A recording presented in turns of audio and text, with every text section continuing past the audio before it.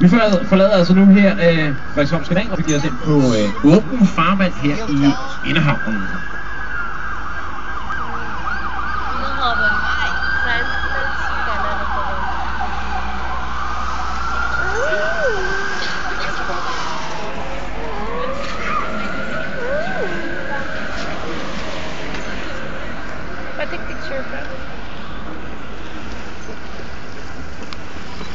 Vi er nu i Inderhavn. Det første chok, der hvis man kigger ind til højre her, der er så 3 halvuddefinerbare bygninger her, og det er det danske udenrigsministerium, som ligger herinde. Der sidder Anders Fogh Rasmussen og forbereder sig til job som sekretær og general.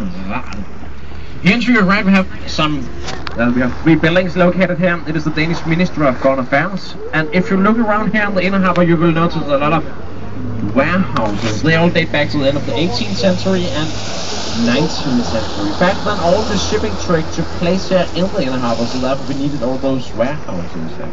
The first one coming up here to your right, the grey one here, is named Egbert's Warehouse. Today also a part of the Minister of Foreign Affairs. And the next one coming up is Foster's. Yes, is the Danish Architecture Center, but it's the building here with the Mark Foster's and Arsenal.